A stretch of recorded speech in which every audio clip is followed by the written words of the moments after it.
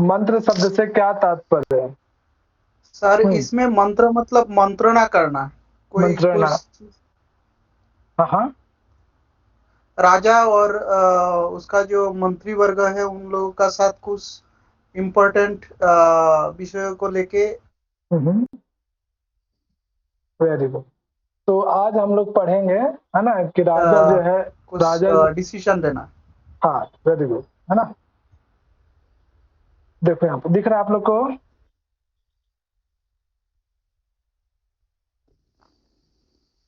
नहीं दिख रहा है। अब दिखेगा? देखा? जी।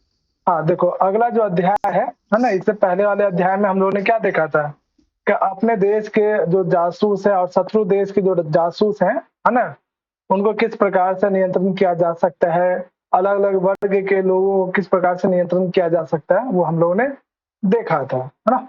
अगला जो अध्याय है 14वां, है ना, मंत्र अधिकार, मंत्राधिकार है। ठीक है, यानी राजा जो है अपने मंत्री परिषद के लोगों से जब बातचीत करे, है ना, तो किस प्रकार के कार्य विशेष को, किस प्रकार की योजना को सबसे शेयर करना है, किस प्रकार की योजना को चुपचाप करना है। यानी यहाँ पे राजा के जो कार्य शैली है ना, राजवृत्ति है, उसके विषय में यहाँ पे उन कार्यों को कितना गुप्त रख के रखना है ना, इनके विषय में आज हम लोग पढ़ेंगे। और इसमें एक आगे टॉपिक भी आएगा कि मंत्री परिषद की संख्या कितनी होनी चाहिए। जैसे आज ही हमारे देश में भी है कि लोकसभा में कितने मेंबर होने चाहिए, राज्यसभा में कितने मेंबर होने चाहिए, है ना।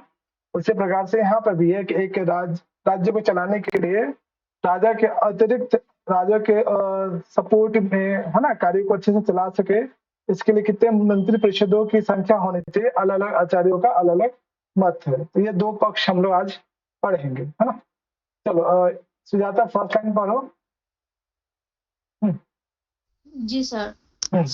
कृत स्वपक्ष परपक्ष उपग्रहः कार्य आरंभ चिंतयेत् मंत्र पूर्वा सर्वारंभाः। हाँ, देखो अभी तक हम लोगों ने इससे पूर्व अध्याय में क्या पढ़ा था, है ना, स्वपक्ष पर विषय, है ना, अलग अलग, यानी अपने देश या शत्रु देश के जासूसों को किस प्रकार से अपने पक्ष में करना चाहिए, इन सभी से संबंधित विषयों को हम लोगों ने पढ़ा था, है ना। अब हम लोग पढ़ेंगे कि कार्य आरंभा चिंतित, नहीं, किसी भी कार्य को आरंभ करने से पहले, हम कोई सा भी कार्य करते हैं या योजना बनाते हैं तो उससे पूर्व हम क्या करते हैं, सोच विचार करते हैं ना, सोचते हैं, है ना, उस पर जो है चिंतन मनन करते हैं। तो यही यहाँ पे कहा जा रहा है कि किसी भी कार्य के आरंभ से पूर्व क्या करना चाहिए, चिंता करना चाहिए, चिंतन करना चाहिए, चिंता नहीं, है ना। यानी आपस में जितने भी लोग हैं जिन जो आपके सपोर्ट में हैं, इनसे जो है मंत्रणा यानी बातचीत करके ही, आपस में जो है डिस्कशन करके ही जो है किसी कार्य विशेष को आरंभ करना चाहिए, है ना। मंत्र पूर्वा सर्व आरंभा, यानी मंत्र का मतलब है यहाँ पे कोई गुप्त कार्य, है ना, गुप्त कार्य या योजना, है ना।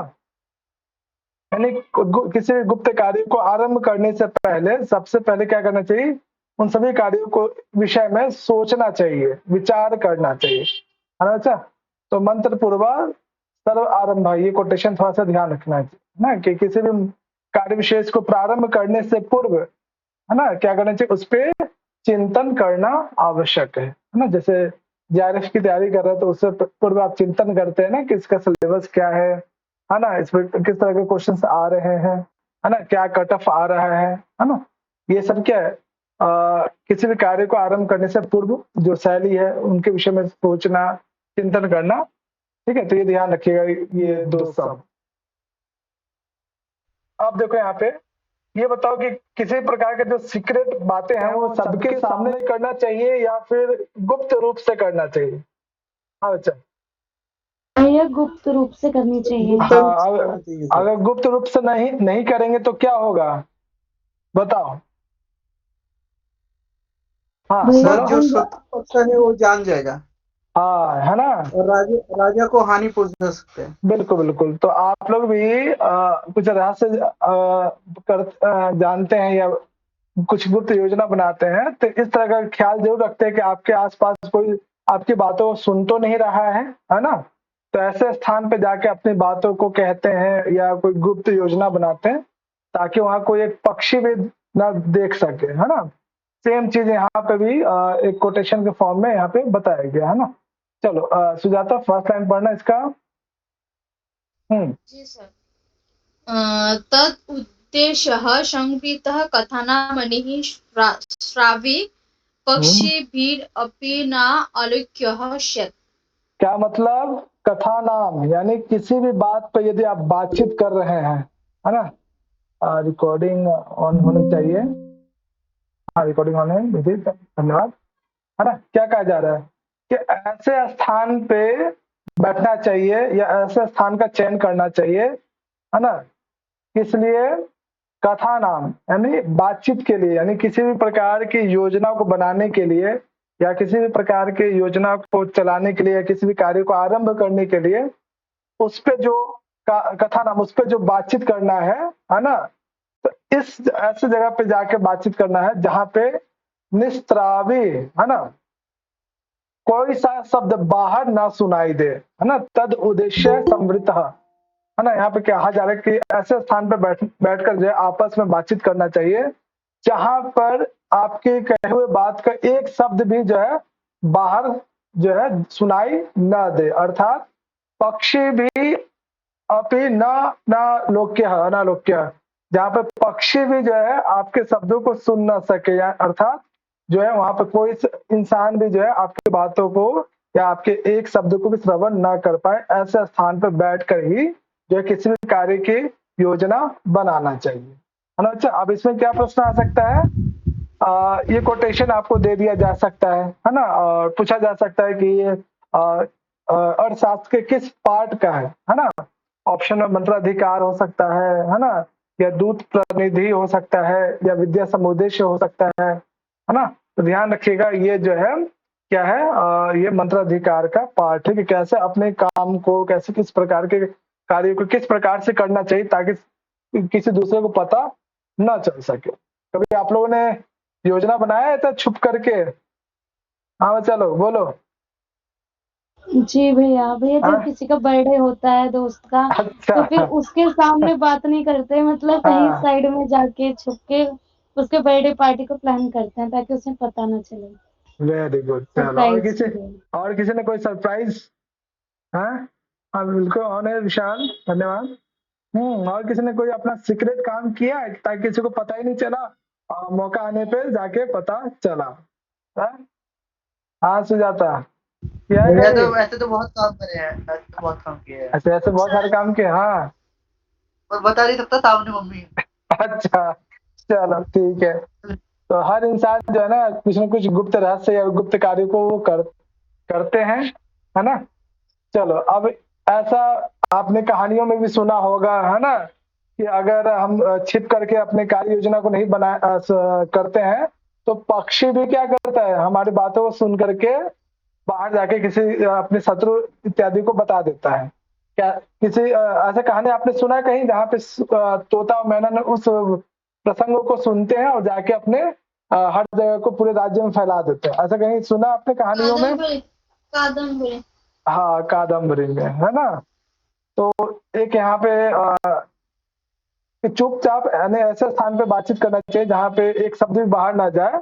इसका प्रसंग क्यों दिया है? क्योंकि वो ऐसा बहुत सारे एग्जाम्पल हमें दिखाई देता है प्राचीन काल में कि बहुत सारे जो सुख सारिका है ना। चलो निषाद नीचे पढ़ो।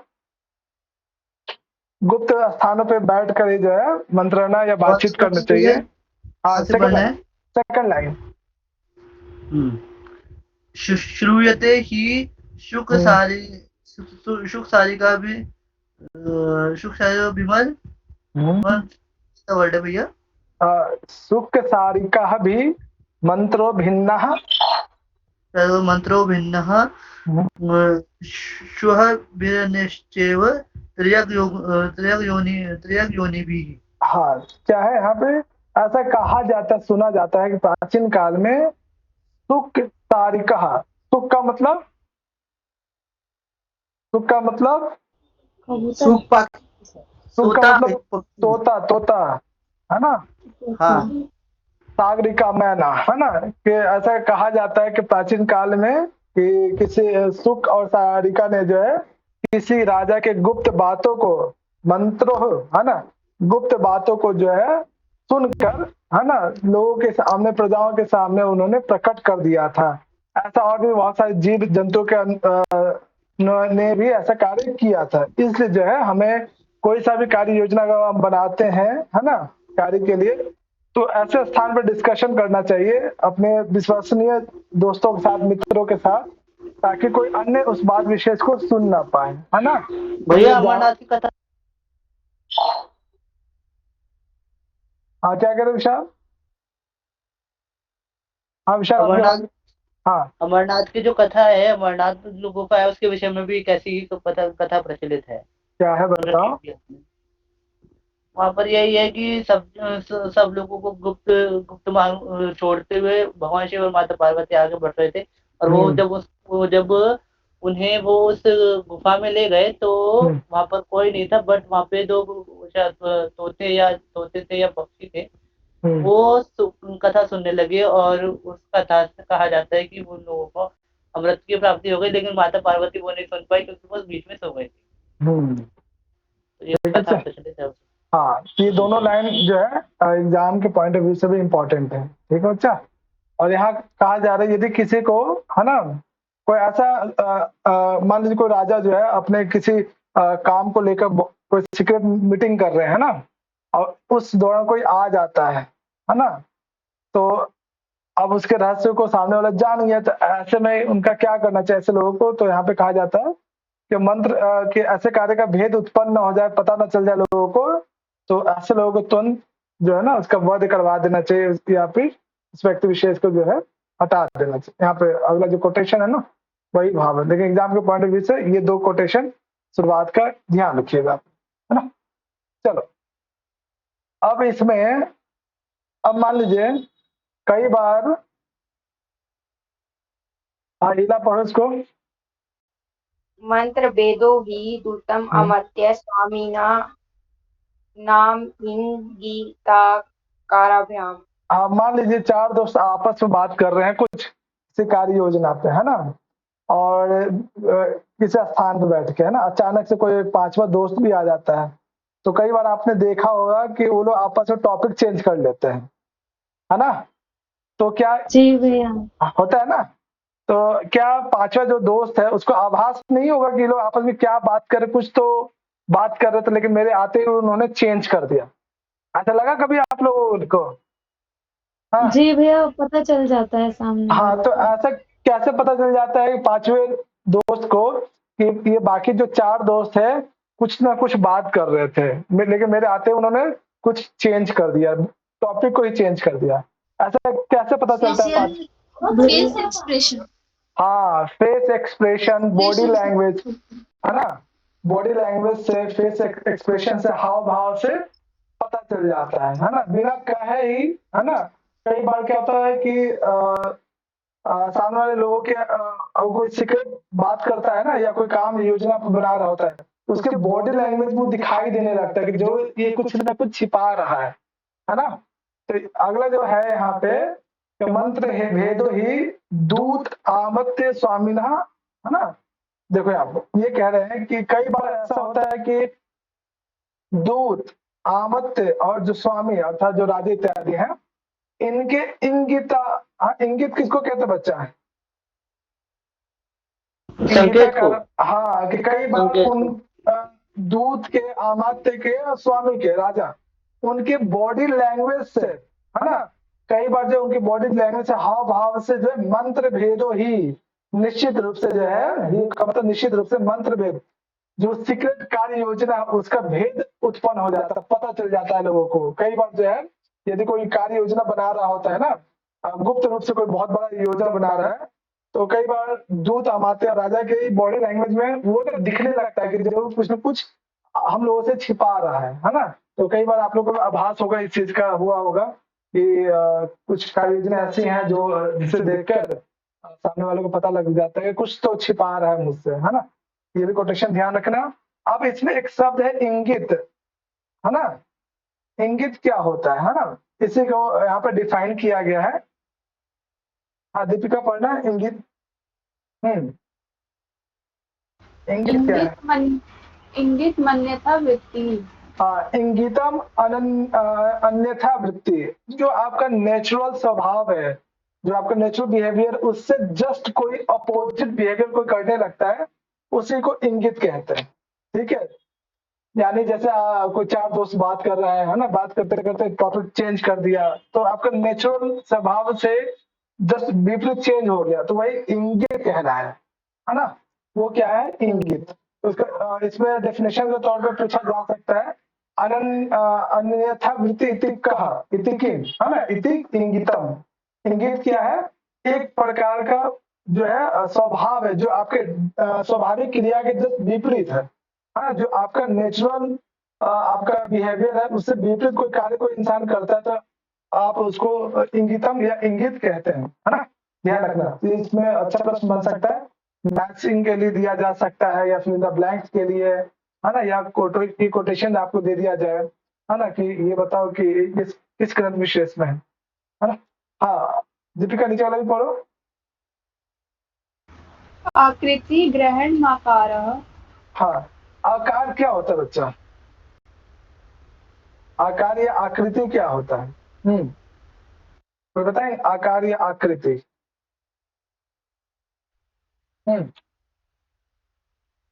कैसे आप लोगों को पता चलता है कि सामने वाला जो है उसका फेस एक्सप्रेशन से, उसके हाव भाव से, है ना, उसके अंग के जो आकार विकार है, आंखों के एक्सप्रेशन से पता चल जाता है कि कुछ ना कुछ ये छिपा रहा है मुझसे। तो आकार या आकृति क्या है ना, आकृति गहनम आकार, है ना, यानी जो जो स्वाभाविक क्रिया है ना, वो जस्ट बदल जाती है। किस कारण? बहुत सारे तरीके जिससे आप पता लगा सकते हैं। उनके अंग में कुछ ना कुछ चेंजेस आ जाएंगे, उनके हंसने में, उनके बोलने में, उनके आंखों में, उनके बॉडी लैंग्वेज में, है ना, कुछ ना कुछ अंग में जो है बदलाव आने लगेगा, है ना। तो आकार क्या है? आकृति ग्रहण, अनेक प्रकार के आकृति ग्रहण होने लगता है ना, वही आकार कहलाता है ना। आकार या, है ना, ग्रहण आकृति आकार, ये दोनों कोटेशन एग्जाम के पॉइंट ऑफ व्यू से ध्यान रखिएगा। तो बच्चा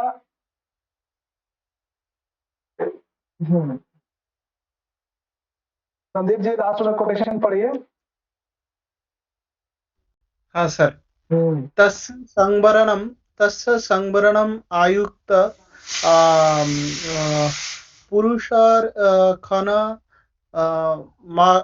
खनम आकर्य कालात इति। हाँ बच्चा, ये बताओ कि किसी भी इंसान को अपने फीलिंग्स को, अपने भाव को कब तक छिपा के रखना चाहिए? मान लीजिए कोई जो है किसी गुप्त कार्यों पे लगा हुआ है ना, किसी योजना पे लगा हुआ है ना, तो उस इंसान को अपनी फीलिंग्स को कब तक बताना नहीं चाहिए सबको? जब तक वो कार्य पूरा नहीं हो जाता। एग्जैक्टली, जब तक इसका कार्य और उद्देश्य पूर्ण नहीं हो जाता है। हाँ वेरी गुड, है ना। तो ऐसा स्वभाव राजा दिलीप का आया है रघुवंशम में। बिल्कुल बिल्कुल बिल्कुल, है ना।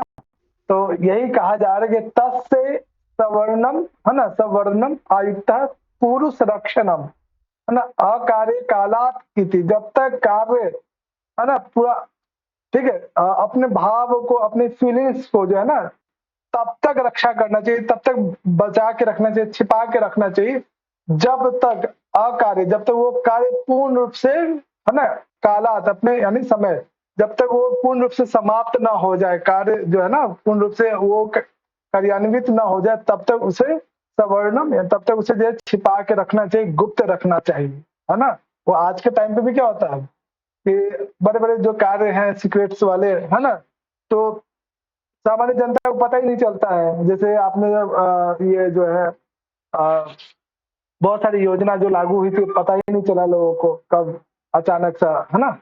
तो वो सेम चीज ये भी है, यदि कोई आप सीक्रेट्स काम को करना चाह रहे हैं तो चुपचाप करते जाइए, है ना, आराम से, जो धीरे धीरे धीरे जब वो कार्य सफल हो जाए तब लोगों को बताइए कि हाँ इसके पीछे मैंने इतने सालों की मेहनत थी, ये मैंने सोचा था, इस तरह से, है ना। अच्छा, नोटबंदी का नोटबंदी का एग्जाम्पल हो सकता है ना, जनता को पता ही नहीं चला, रात में मोदी जी आए और अचानक वही है सब, है ना। ये बताओ बच्चा कि ठीक है, यहाँ पे आपने देखा कि उस कार्य को तब तक नहीं किसी को बताना चाहिए जब तक वो सफल ना हो जाए। ये बताओ कि कौन कौन सा तरीका है जिससे पता चल सकता है कि आप कोई गुप्त योजना पे कार्य कर रहे, कोई सीक्रेट प्रोजेक्ट पे काम कर रहे हैं? क्या क्या ऑप्शन हो सकता है, क्या क्या मतलब भाई तो नशे की हालत में इंसान सब बक देता है, अच्छा नशे की हालत में अच्छा सब बक ठीक देता है। जो इंसान अच्छा मतलब आप कहना चाह रहे हैं कि यदि वो मदिरा पान किए हो तो वो सच बोलता है। अक्सर उसको होश नहीं रहता ना, तो उसके मुंह से जो निकलता है वो सच ही होता है। अच्छा तो चलो एक झूठ बोलने के लिए बुद्धि चाहिए होती है, सत्य बोलने के अच्छा लिए बुद्धि नहीं चाहिए होती। चलो एक है गया मदिरा पान, आगे और क्या हो सकता है? भैया जैसे कि अगर हाँ कुछ लोग बात कर रहे हैं कोई सिगरेट, उनकी बातें कोई भी हाँ चुपके से सुन ले, उनका प्रतिद्वंदी इंसान, अच्छा ठीक है तो भी ओके हो सकता है। हाँ है ना मदिरा पान या भोग विलास में लिप्त हो, है ना भोग विलास, है ना बहुत सारे आपने जासूस के अगर वेब सीरीज या मूवी वगैरह देखा होगा तो सामने वाले जो भी इंसान है उससे गुप्त रहस्य को जान लेता है। आपने जेम्स बॉन्ड्स का नाम सुना होगा, है ना या फिर मिशन इम्पॉसिबल देखा होगा, या फिर अपने इंडियन में बहुत सारे हैं ना जो जासूसी बेस्ड जो स्टोरी है ना उसमें आपने देखा होगा कैसे सामने वाले के मन की बात वो जान लेता है, सीक्रेट्स बातों को पता लगा लेता है ना। तो अगला जो कोटेशन है इसमें ये बताया गया कि कब कब जो है जो गुप्त सीक्रेट्स बात है वो पता चल सकता है, प्रकट हो सकता है सबके सामने, उसी के विषय में यहाँ पे कहा गया है। कौन पढ़ेंगे? चलो निधि पढ़ना इसको।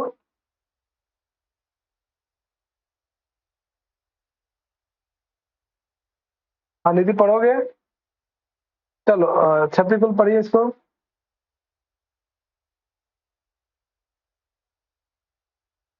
हाँ हेलो, आवाज आ रही है मेरी? जी भैया। चलो संगीता पढ़ो आप। जी भैया। तेषां हि प्रमादं दशुक्त प्रलाप कामादि रुत्सेकेः प्रच्छन्नो अवमतो वा मंत्रः भिन्नतिः। हाँ क्या कह रहे हैं मंत्र भिन्नति, मंत्रों का यानी गुप्त बातों का, सीक्रेट्स कामों का जो है भिन्नति में भेद उत्पन्न हो सकता है, लोगों को पता चल सकता है। कब कब? कह रहे हैं प्रमाद। प्रमाद का मतलब क्या होता है बच्चा? प्रमाद का मतलब अपने ये पहले क्या बच्चा? हाँ प्रमाद मतलब आलस आलस्य, वेरी गुड। मद आलस्य में पता चल सकता है। मद का मद मतलब यानी कि नशा। हाँ मदिरा पान, है ना सुसुप्ति अवस्था में भी पता चल सकता है ना अगर से नींद में बोलने की आदत है तो प्रलाप, है ना कई बार जो है अचानक प्रलाप करने से भी जो है वो अ, बातों को अपने रहस्यमयी बातों को बता सकता है। या फिर काम आदि, है ना यानी काम वासनाओं में अगर लिप्त है ना तब भी वो सच्चाई बोल सकता है ना। ये जो है अलग अलग तरीके हैं जिसके माध्यम से जो है सामने वाले के मन में जो सीक्रेट्स बातें हैं वो पता चल सकता है ना। तो इसमें ध्यान रखना है मतलब इसमें यह है कि कोई भी जो है मंत्री परिषद के लोग जो है ना राजा मान लीजिए अपने मंत्रियों के साथ बैठ के ही किसी भी कार्य योजना को करता है ना उन मंत्रियों से किन किन आधार पे कोई भी इंसान जो है गुप्त बातों को पता लगाया जा सकता है, इसी की दृष्टि यहाँ पे दिया गया है। ठीक है अच्छा, अब इसमें क्या प्रश्न आ सकता है? कोटेशन आपको मैक्सिमम जो है कोटेशन आपको देके पूछा जा सकता है कि कोटेशन जो है किस ग्रंथ विशेष से है या किस विषय से संबंधित। ठीक है अच्छा, ये ध्यान रखना। भैया प्रलाप करना क्या होता है ये? प्रलाप मतलब रोना, है ना आकाश में कोई प्रलाप रोना धोना, है ना कोई बहुत ज्यादा दुखी है ना तो कई बार क्या होता है बहुत ज्यादा कोई इंसान दुखी है ना तो उससे कोई बात बोलोगे पूछोगे ना तो धीरे धीरे यदि सामने वाले को लग गया कि ये मेरे दुख में शामिल है तो अपनी सारी बातें बता देता है ना। तो ये आपका है ना ये है कि इसमें किस प्रकार के लोग जो है कब कब सिचुएशन ऐसा बनेगा जो अपने बातों को बता देगा, है ना। चलो अब यहाँ पे कुछ आचार्यों का जो है ना जैसे आपने पढ़ा था कि विद्या कितने प्रकार का होता है बच्चा? शुरुआत के क्लासेस में विद्या चार। कितने चार हाँ, तो according उसमें to आप Buddha. नीति की त्रयी वार्ता दंड नीति। हाँ, तो उसमें आपने पढ़ा होगा कि अलग अलग आचार्य जो है अलग अलग विद्याओं की संख्या मानते हैं, है ना? तो एक मानने वाले कौन है बच्चा, जो एक ही विद्या को मानते हैं? ऐसे कौन है? ऑप्शन ऑप्शन सही। बढ़िया से नाम लो, ठीक से नाम लो। कौन है जो एक विद्या को मानते हैं? सर शुक्राचार्य। शुक्राचार्य का ओशनस जो जिसका हाँ, दूसरा नाम क्या है शुक्राचार्य का? ओशनस। औशनस। हाँ, दीपिका ध्यान रखना, औशनस है ना। दो विद्या को मानने वाले बृहस्पति। तीन विद्या को मानने वाले मनु। और चार विद्या को मानने वाले कौटिल्य। वेरी गुड, है ना। तो वो याद रखना बच्चा है कि कौन एक विद्या को मानता है, कौन दो, कौन तीन, कौन चार। उसी प्रकार से यहाँ पे अलग अलग आचार्य हैं, भारद्वाज आचार्य हैं, पराशर हैं, है ना, विशालाक्ष हैं, और लास्ट में कौटिल्य आचार्य जो है किस प्रकार के बातों को, यानी सीक्रेट बातों को किसके साथ करना चाहिए, किसके साथ नहीं करना चाहिए, है ना, इसकी जो है वो अपना मतलब मत या अपना विचार प्रस्तुत करते हैं, है ना। चलो, ये जो आप अभी देख रहे हो ये भारद्वाज ऋषि का जो है ये मत है ना। ध्यान रखिएगा ये क्या कहते हैं। चलो दीपिका पढ़ना इसको। मंत्र भेदो हाय योग क्षेम करो राज्ययुक्त पुरुषाणाम च। हाँ, मान लीजिए कोई राजा जो है अपने मंत्रियों के साथ, अपने सुरक्षा सलाहकारों के साथ किसी बात पे, कुछ सीक्रेट बात पे जो है कोई कार्य कर रहा होता है या कोई मंत्रणा करता है, लेकिन ये बात किसी दूसरे को पता चल जाता है, तो बताओ राजा के लिए खतरा हो सकता है कि नहीं? राजा और अन्य मंत्री परिषदों के लिए हो सकता है ना। हो सकता है, हाँ। तो यही कह रहे हैं कि मंत्र भेदो ही, है ना, मंत्र भेदो ही अयोग क्षेम कर। योग क्षेम का मतलब क्या होता है बच्चा? योग क्षेम, इसमें अ लग गया। योग क्षेम शब्द का अर्थ है अनर्थ वस्तु का प्राप्ति और प्राप्त वस्तु का रक्षण। हाँ, रक्षण। और इसमें अयोग लग गया तो क्या मतलब हो गया? अयोग आरक्षण नहीं करना। हाँ, है ना। तो ये कह रहे हैं प्राप्त होने का रक्षण ना हो पाना। हाँ, है ना, खतरा कह लीजिए, है ना। तो कह रहे हैं कि मंत्र भेद, जैसे ही मंत्र यानी गुप्त बातों का सभी लोगों को पता चल जाता है, तो क्या क्या कंडीशन हो सकता है? राज्ञ तदा युक्त पुरुषाणाम, राजा और राजा से जुड़े जो भी लोग होंगे, है ना, जैसे सीक्रेट योजनाओं का जो सभी लोगों को पता चल जाता है, तो राज्ञ राजा और तदा युक्त पुरुषाणाम, उस राजा से संबंधित जितने भी लोग होंगे, यानी उनके सलाहकार या मंत्री परिषद, उन सभी के लिए क्या हो जाता है? अयोग क्षेम करा, खतरे में, यानी कि उनकी जो सुरक्षा है खतरे में हो सकती है ना। इसलिए बहुत सारे सीक्रेट काम जो है जो बहुत चुपचाप किया जाता है, ताकि जो है सभी लोगों को यदि पता चल जाए, है ना, तो राजा के लिए भी और उनके अन्य जो मंत्री परिषद के जो लोग हैं उनके लिए खतरा उत्पन्न हो सकता है ना। तो ये कुछ काम जो है देश के जो प्रधानमंत्री हैं गुप्त तरीके से करते हैं, ताकि अन्य को भी उस कार्य के विषय में पता न चले, है ना। तो इसलिए भारद्वाज ऋषि कहते हैं कि मंत्रों का भेद प्रकट हो जाता है तो राजा और उनके सलाहकारों को सुरक्षा खतरे में पड़ जाती है। इसलिए सबसे अच्छा उपाय क्या है? वो कहते हैं कि राजा को अकेले ही, है ना, सभी योजनाओं पे, सभी सीक्रेट कामों पे विचार करना चाहिए। ऐसा जो है भारद्वाज ऋषि कहते हैं। क्या कहते हैं? तस्मात् गुह्यम एकः मंत्रयेति इति भारद्वाज ऋषि कहते हैं कि देखो, अगर अकेले राजा ही सभी गुप्त कामों पे, गुप्त योजनाओं पे विचार करेंगे, फैसला लेंगे, वो सबसे अच्छा है। ऐसा भारद्वाज ऋषि का मानना है। क्यों? क्योंकि यदि अकेले अगर वो किसी भी प्रकार के मंत्रणा को या किसी प्रकार की गुप्त बातों को वो डिसीजन लेते हैं, विचार करते हैं, तो यदि पता भी चल जाएगा, ठीक है, तो राजा के अतिरिक्त सलाहकार जो है उनकी सुरक्षा में खतरा नहीं होगा। कोई राजा के अतिरिक्त अपनी बातों किसी दूसरे को बताएगा ही नहीं, है ना। तो भारद्वाज ऋषि का ये दृष्टि है कि राजा को क्या करना चाहिए? हमेशा अकेले ही जो है गुप्त कार्यों को करना चाहिए। आप लोग बताओ कि ये 100% सही है या गलत है? क्या राजा भैया को ना तो ये 100% सही है और ना ये 100% गलत है, हाँ क्योंकि इसका खंडन होगा। हाँ सर अभी अपना तो गलती हो सकता है। अच्छा अपना गलती हो सकता है एक लि- तो नहीं, अपनी राजा बात अपनी गलती की नहीं है। बात यह है कि मनुष्य हाँ जो होता है ना, वो हाँ सर्वज्ञ नहीं होता।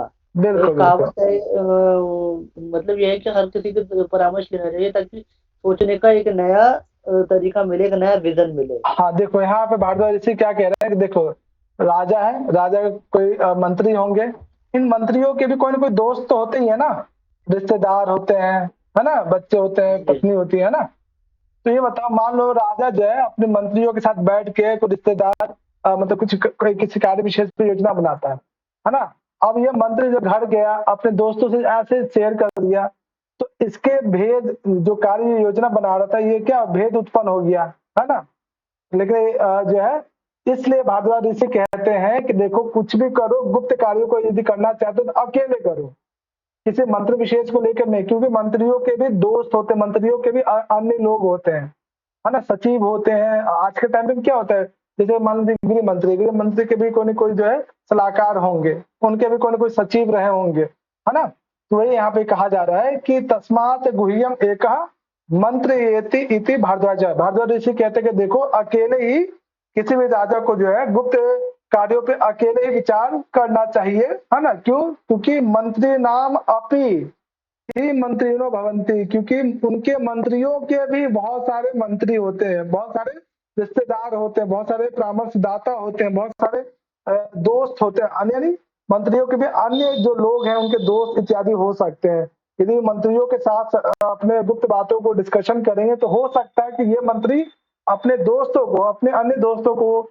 अपने रिश्तेदारों को, अपने घर में के किसी सदस्य से बता सकते हैं। इसलिए स एषा मंत्री परंपरा मंत्र भिन्नति, जिस कारण से क्या हो सकता है कि राजा ने अपने मंत्री से डिस्कशन किया किसी गुप्त बातों को लेकर, उस मंत्री ने अपने दोस्तों को बता दिया, उसके दोस्त हो सकते किसी शत्रु देश के राजा के किसी मित्र के साथ दोस्ती हो, तो क्या पता राजा के लिए वो खतरा हो सकता है। इसलिए भारद्वाज ऋषि कहते हैं कि राजा और उनके जो सलाहकार हैं, है ना, जैसे किसी सीक्रेट बात का पता चल जाता है तो राजा के साथ साथ उनके सलाहकारों की भी सुरक्षा खतरे में हो जाती है। इसलिए हमेशा जो है गुप्त बातों का निर्णय या डिसीजन या उस पर विचार अकेले राजा को ही लेना चाहिए। इसके पीछे का वो लॉजिक भी देते हैं, क्यों? क्योंकि भाई मंत्रियों के भी बहुत सारे अन्य परामर्शदाता या अन्य सदस्य या अन्य जो है दोस्त इत्यादि भी होते हैं, है ना। इसमें क्या प्रश्न आ सकता है बच्चा कि ये जो आप देख रहे हो, है ना, फर्स्ट लाइन, है ना, ये किसने कहा है, किस ऋषि का वक्तव्य है, या फिर गुह्यम एकम मंत्र यति, ये कथन किसका है, ये भारद्वाज ऋषि का है ना। या फिर ये कोटेशन आपको दे दे, अब पूछा जाए कि ये किससे संबंधित है, ऑप्शन में निरुक्त हो, ऑप्शन में अर्थशास्त्र याज्ञवल्क्य स्मृति हो, है ना, या मनुस्मृति हो। इस तरह से ये क्वेश्चन पूछा जा सकता है। क्लियर है बच्चा? कोई समस्या है ना। अब ये यहाँ सर पे भारद्वाज ऋषि ने कहा कि राजा को अकेले ही किसी गुप्त कार्यों पे काम करना चाहिए। अब दूसरे जो ऋषि आते हैं, है ना, वो क्या करेंगे, इनका खंडन करेंगे आने वाले टाइम में, है ना। देखो इससे संबंधित एक कोटेशन का प्रयोग वो करते हैं, क्या है वो, चलो सुजाता पढ़ना। जी सर। तस्मान् न अस्य परे विदुः कर्म किञ्चित् चिकीर्षितम् आरब्धा आरस्तु जानियोरा आरब्धं कृतमेव वा। तो ये जो है जो आचार्य भारद्वाज है वो कहते हैं कि जितने भी सीक्रेट्स काम है ना, वो राजा ही उस पर विचार करे। क्यों? क्योंकि राजा के अतिरिक्त कोई दूसरा इंसान जो उन गुप्त कार्यों को जान नहीं पाएगा, है ना। तो वो कह रहे हैं कि कोई इंसान तभी तक जान पाएगा जैसे उस कार्य को जो है समाप्त हो जाता है ना। और जब वो कार्य आरंभ भी होता है तो सिर्फ उस कार्य को करने वाले थोड़ा बहुत जानते हैं, पूरी तरीके से उन्हें भी आभास नहीं होता कि आखिर हो क्या रहा है या क्या कार्य हो सकता है ना। कार्य जैसे समाप्त होता है तभी उसके बाद सभी लोगों को पता चल पाता है, अच्छा राजा ने ऐसा कुछ योजना भी बनाया था, है ना। यही कहा जा रहा है कि तस्मात् न अस्य परे विद्यु कर्म, है ना। ये कह रहा है कि राजा के अतिरिक्त जो है कोई भी जान ना पाए, इसलिए जो है भारद्वाज ऋषि कहते हैं कि राजा को अकेले ही इन सीक्रेट कामों पे कार्य करना चाहिए। किंचित चिकित्सितम, कोई अन्य जो है उस कार्य विशेष को ना जान पाए, उस सीक्रेट काम को ना जान पाए, है ना। इसलिए भारद्वाज ऋषि वो कहते हैं कि राजा को ही गुप्त मंत्रणाओं पे, गुप्त कार्य योजनाओं पे खुद ही विचार करना चाहिए, अन्य किसी मंत्री परिषद के किसी सदस्य विशेष डिस्कशन नहीं करना चाहिए। और कहते हैं कि आरब्धारस्तु, है ना, जानियो, है ना। ये कह रहे हैं कि जो कार्यों को आरंभ करते हैं ऐसे व्यक्ति को सिर्फ और सिर्फ आभास होता है, मतलब 100% उस कार्य विशेष को करने वाले जो मजदूर होंगे या कोई अन्य जो लोग होंगे उन्हें बस थोड़ा सा आभास होता है, उन्हें 100% से ये पता नहीं चलता है कि ये जो कार्य क्यों किया जा रहा है ना। आरब्धम कृतमेव वा, ठीक है, या फिर उसका उस कार्य के रिजल्ट के बाद ही पता चल पाता है कि अच्छा राजा ने ऐसा जो है ये कार्य इसलिए करवाया था। कई बार आपने मूवी में भी देखा होगा या फिर किसी देश के शासन व्यवस्था में भी बहुत सारी योजनाएं जब चलाई जाती है, उसका रिजल्ट जब आता है तब पता चलता अच्छा हमारे प्रधानमंत्री ने ये सोच के इस कार्य को पूरी योजनाबद्ध तरीके से किया था, है ना। ये जो कोटेशन है ये भारद्वाज ऋषि के द्वारा से कहा जा रहा है कि किसी भी राजा को क्यों जो है गुप्त तरीके से अपने तक ही उस कार्य योजना को रखना चाहिए, किसी अन्य को क्यों नहीं रखना चाहिए, है ना। इसके विषय में यहाँ पे वर्णन किया गया। तो ध्यान रखना इसमें क्या प्रश्न आ सकता है, कोटेशन आपको दे दे और पूछा जाए कि ये किस विषय से संबंधित है ना। ये मंत्राधिकार से संबंधित है, कौटिल्य अर्थशास्त्र में वर्णन है, या किसका वक्तव्य है, भारद्वाज ऋषि का, है ना। भारद्वाज ऋषि के साथ साथ ऑप्शन में एक साथ ये भी आ जाए ना, भारद्वाज ऋषि प्लस कौटिल्य, है ना। तो आजकल दो ऑप्शन आने लगे ना एक साथ, तो ध्यान रखिएगा। कौटिल्य आचार्य अपने पुस्तक में इसको निरूपण करते हैं, भारद्वाज ऋषि का ये वक्तव्य है, ठीक है। भैया लेकिन किसी के मत को देना, किसी के मत को देना और किसी के मत को मानना, हाँ, दोनों भिन्न भिन्न बातें हैं। बिल्कुल बिल्कुल बिल्कुल हो सकता, लेकिन ये इन्होंने अपने ग्रंथ में भी प्रस्तुत किया है ना, तो ये भी ऑप्शन में आजकल जो है ना इस तरह से भी आने लगा है ना, एक साथ, है ना। तो ये दोनों मान लीजिए देख लीजिए, क्या पता है सिर्फ कौटिल्य हो या भारद्वाज हो या दोनों हो, तो दोनों लगाइएगा, ठीक है ना। इस तरह एक प्रश्न आ चुका है, चलो क्लियर है बच्चा। और भैया अगर कौटिल्य का मत इन सबसे अलग हुआ फिर? हाँ, अलग एक मत आएगा, अलग वाला भी है, कौटिल्य का भी मत आता है ना। कौटिल्य ना उन्होंने अपने पुस्तक में कहा तो ये कह सकते हैं, है ना। वैसे इतना कंफ्यूजन वाला देंगे नहीं हो, है ना। ठीक है भैया। हाँ, चलो अच्छा, अब देखो यहाँ पे भारद्वाज ऋषि के मत का खंडन। बताओ, एक राजा क्या स्वयं अकेले ही किसी भी प्रकार के सीक्रेट काम पे एक राजा कार्य कर सकता है क्या? सारे प्रकार के है ना। तो अकेला चना बाहर नहीं फोड़ सकता, हाँ, भी है। तो अकेला कोई डिसीजन लेने से उसमें बहुत सारी दोष भी हो सकते हैं, गलत भी हो सकते हैं। बिल्कुल, इसी बात को विशालाक्ष नामक ऋषि मना करते हैं कि न एकस्य, सन्निवेशित करें, न एकस्य मंत्र सिद्धि, है ना। ये कह देखो अकेले कोई भी जो है एक व्यक्ति के द्वारा सोचा हुआ जो कार्य है वो कभी भी सिद्ध नहीं हो सकता, ऐसा कौन कह रहे हैं? विशालाक्ष कहते हैं, यानी ये भारद्वाज ऋषि के मत का खंडन कर रहे हैं। ध्यान रखिएगा, विशालाक्ष नामक जो ऋषि हैं वो भारद्वाज ऋषि के मत का खंडन कर रहे हैं कि वो कह रहे हैं देखो राजा जो है अकेले डिसीजन ले ले और अकेले सीक्रेट काम को करे, संभव ही नहीं है, उसे किसी भी कार्य की सिद्धि पॉसिबल ही नहीं है। क्यों? इसके पीछे का ये जो नेचर आप देख रहे हो ना, ये एग्जाम में कई बार पूछा गया। अगर आपने प्रीवियस ईयर का क्वेश्चन प्रैक्टिस किया होगा, देखा होगा, तो ये क्वेश्चन आया था नीचे वाला, है ना। प्रत्यक्ष परोक्ष अनुमया ही राजवृत्ति। राजवृत्ति का मतलब क्या होता है बच्चा? राजा का व्यापार, राजा के काम, हाँ, जो राजकीय कार्य है, जो राजा के द्वारा जो संपन्न कार्य है, इसकी दो विधि है ना, प्रत्यक्ष और परोक्ष, है ना। परोक्ष कई बार का राजा डायरेक्टली किसी कार्य विशेष को करता है, कई बार राजा जो है परोक्ष रूप से कार्य करता है, यानी उनके कार्य करने की जो शैली है ना, दो ही प्रकार की, परोक्ष और प्रत्यक्ष और परोक्ष, है ना। इसमें एग्जाम में क्या पूछा गया था, ये पूछा गया था फिल इन द ब्लैंक्स के फॉर्म में पूछा गया था, है ना। या राजवृत्ति कितने प्रकार की, दो प्रकार की, है ना, प्रत्यक्ष और परोक्ष। इन दोनों के माध्यम से ही वो किसी भी कार्य को अनुमानित करते हैं, है ना, पता लगाते हैं, प्रत्यक्ष रूप से भी या परोक्ष रूप से भी। ये वाला कोटेशन ध्यान रखिएगा बच्चे, और साथ ही साथ ये भी ध्यान रखेंगे कि न एकस्य मंत्र सिद्धि इति कह कथयति इति विशालः विशालाक्षः। ठीक है बच्चा, क्लियर है? जी भैया है ना? क्लियर है। चलो बच्चे, अब यहाँ पे विशालाक्ष नामक जो ऋषि वो मना कर देते हैं भारद्वाज नामक ऋषि के मत का। अब विशालाक्ष नामक ऋषि ये कुछ न कुछ अपना वो मत देंगे। अब ये क्या कहते हैं,